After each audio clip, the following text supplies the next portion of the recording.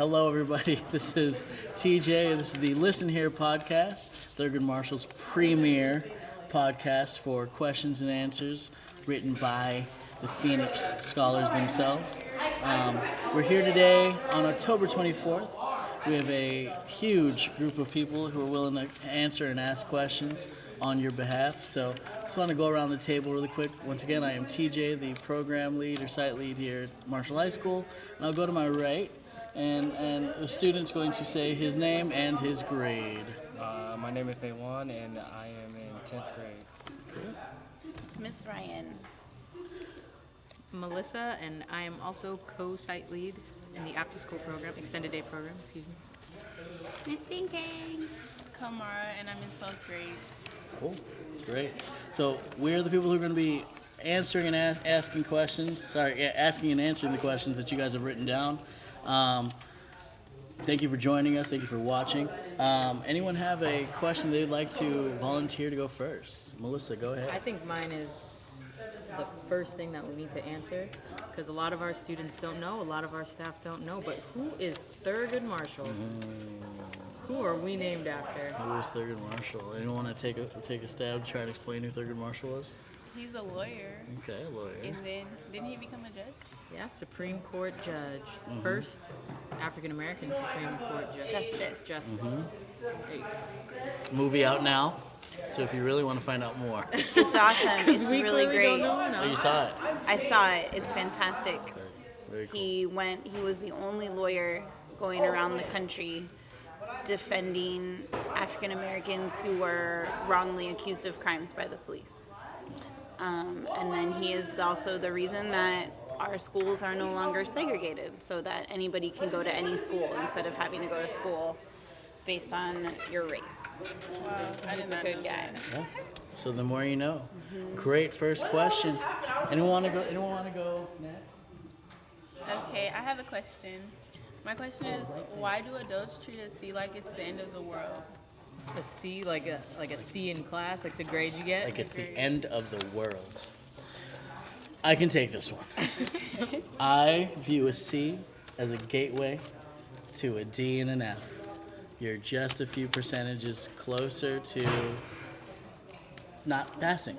So, end of the world is a little, yes, we do exaggerate, but we do really want everybody to be around the 80 to 100 range versus getting close to those D's and F's. So I don't think a C is the end of the world, but I sometimes think of a C as being mediocre, like that one rap song. But Very good. We don't need no mediocre. we don't. Very nice. I'd rather you be awesome with an A or and a B than just barely getting by. But some parents, they don't even understand sometimes the struggle, because what if you really had to work really hard for this C, and you're on a percentage to having a B minus? It's like a close B minus potential. That's a great point. True. You guys do take 7 classes, and that's something that I know that I didn't. That wasn't my experience in high school. So you guys do have to balance a lot of things. But I think the adults, well, we said adults, but I think that means parents too, specifically. Like, they're going to be hard on you regardless. Having high expectations isn't a bad thing, though. I think that's where that stems from. And it means they care about you. Like, they want you to do your best. Everyone here, I'm going to speak for myself and the people at this table, the people here want you to succeed and know that you and the rest of these students are capable of so much more. Very cool. Anybody else on this C is the end of the world? All right. You got one? Yeah, I got one. How do I say no to my friends? No. Just like that. Good example. But they didn't put any examples as to what around what. No. Okay. I have, guess probably. Go for it. How would you answer that question? How do you say no to your friends? So it sounds like they're talking about peer pressure, and so if they are, then I would just back away from it. I wouldn't really try to attack them and say, no, I don't want to attack them. I would just back away slowly and say no. I don't want to cause no beef between us or nothing like that.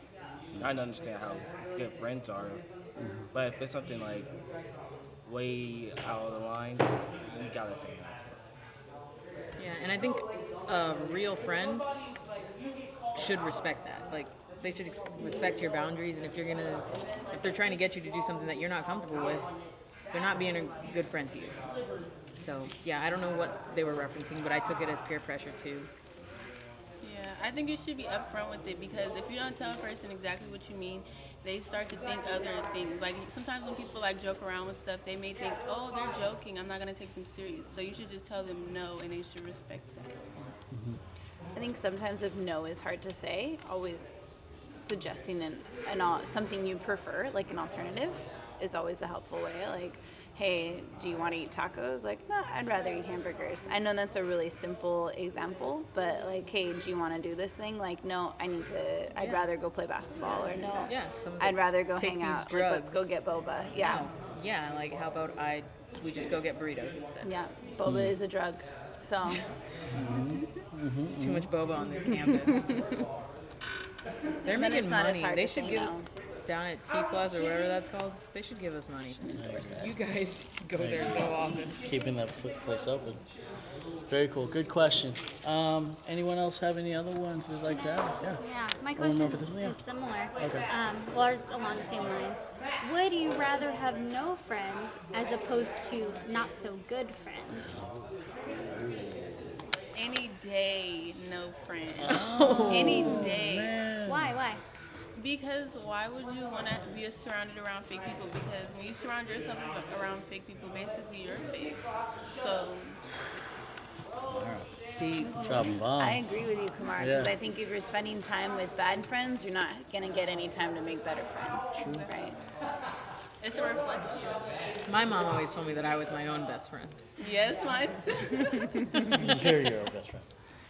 No, that's a good one. No, I think as an only child, personally for me, like I'd rather have only children. I'd rather have quality versus quantity. So if it means being alone and having my mirror and my radio, I'd rather have, if I can trust myself more than I can trust other people. And let's be real, this is high school, this is temporary, it's 4, maybe 5 years, and the friend group we have now is not going to be the same friend group in 5 years, next year, 10 years. Very true. So I'd rather have no friends. Nice. There you go. And have the opportunity for new friends later on. At a university, At a university. because you'll be studying. Great. Cool. People get so much cooler in college. They do. Like, they become a lot more I did. interesting. And there's a better volume. Yeah. There's more people to be friends Yeah. with. More to choose from. Cool. Any other? I mean, we have tons of questions. Who anyone have one they really want to put out there? What kind of friend are you? That's a question. Ooh. That's Ooh, who wants to go first? I'm an amazing friend. I'm the best friend. Like I said, I'm my own best friend, so I know best. I like to consider myself a good friend because I like listening, and I try often not to speak so much. I check when I'm talking too much, and just making space for other people to exist. That's a good friend.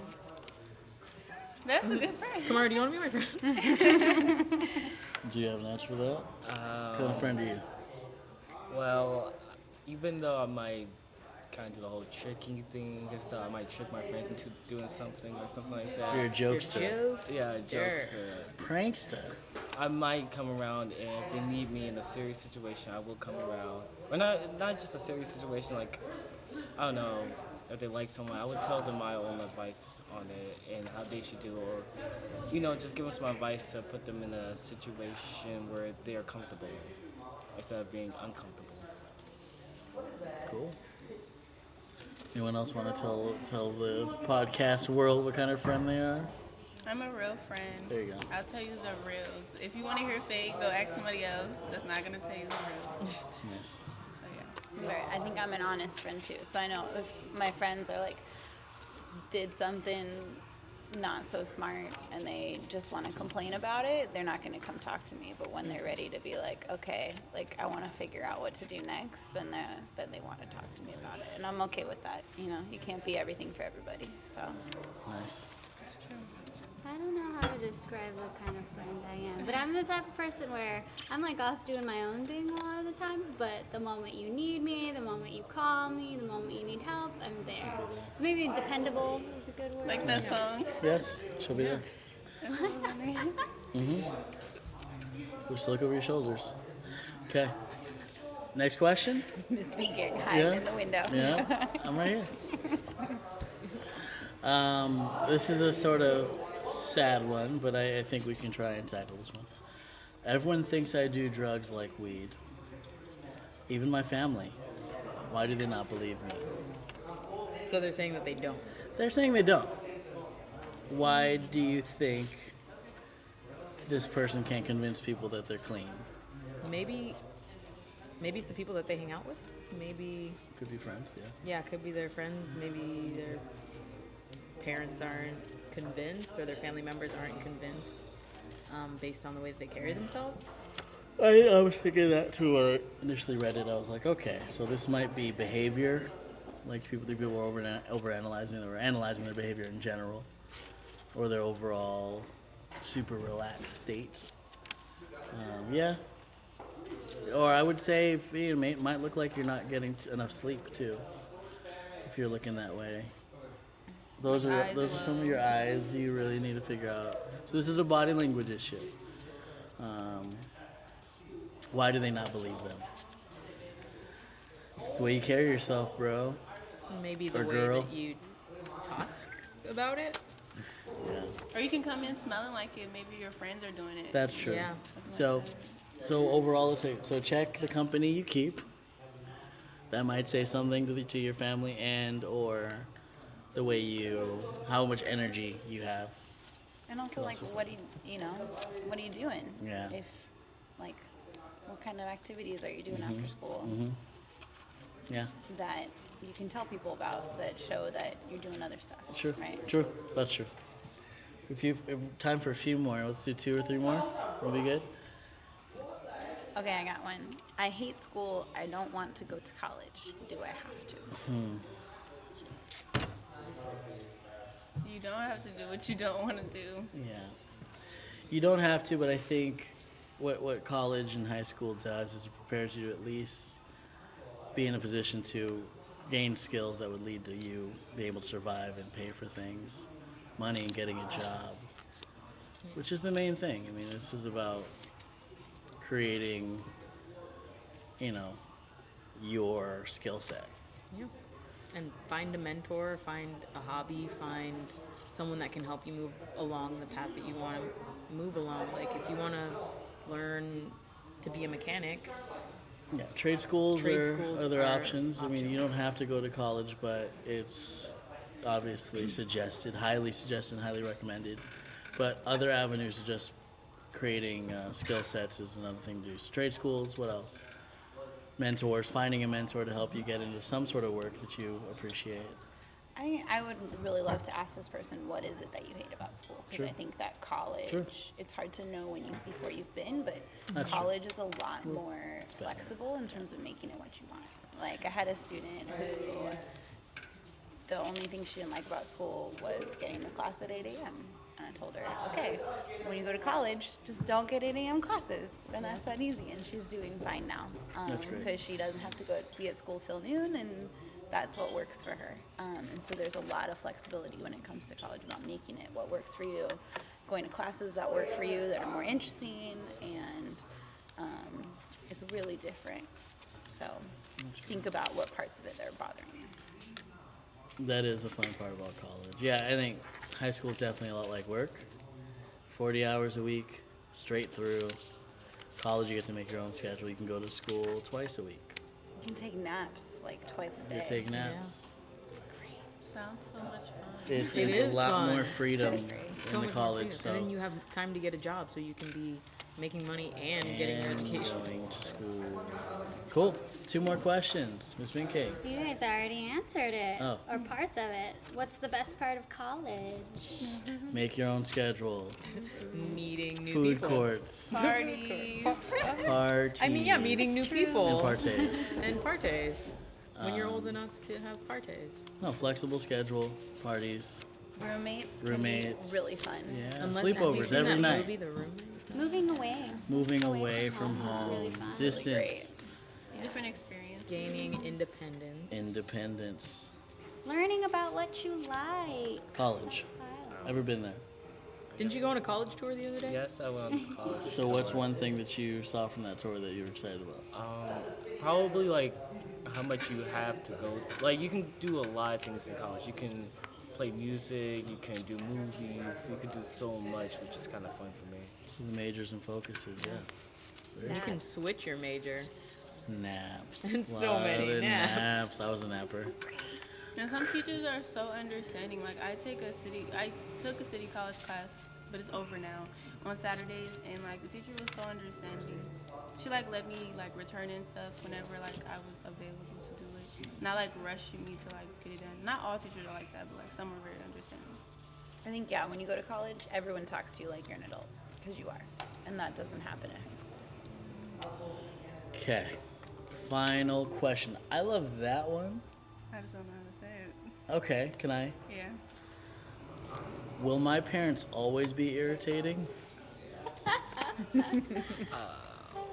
Okay. So, there are a few older folks here who have seen the transformation or no transformation. You guys want to answer this one first? They'll forever be irritating. Sorry. That's okay. That's fine. That could be. Yeah, I mean, it depends obviously on the relationship that you have with your parents and guardians and adults in your life. But I think, yes, people that love you will always find a way to piss you off, even if they don't intend to. Kind of true. It's true. It's that, yeah. They know how to push our buttons. Yeah. They've watched us. They've helped program us in some way, just because we are products of their households in most cases. Yeah, my mom gets to me too. But those are the people that you love the most that really irritate you to like where you're like you're so annoying. It's like if they were to leave you, you'd be like, where's the excitement in my life? Like they're, you know? That's true. I also think that it become, like, when I was in high school, all day, every day, my parents were irritating. And now it's like once a week. Yeah. Like, it becomes less. It's like college. Yeah. It's just like college. You You need get some distance. Yeah. space. Yeah, you're distant. I think moving out helped a lot because I saw them less. And so And then they miss you and they act nicer. Yeah. That's true. Yeah, and they cook you, and you like really appreciate and then when laundry. they cook for you. Yeah. What about laundry? Oh, what? And then Oh, that was. laundry. And then Your mom does your laundry no, still? but that was always a reason to go home, to go get the laundry done instead of ruining it on my own at the dorms. Sorry. And then laundry. Bonus question? Are we good? I think that's good. Okay. Well, thank you very much for listening. I want to thank everybody who's on the panel today for the Listen Here podcast. We will be recording these every Tuesday afternoon at Thurgood Marshall Academic High School. We appreciate you. Phoenix Rise. Phoenix Rise.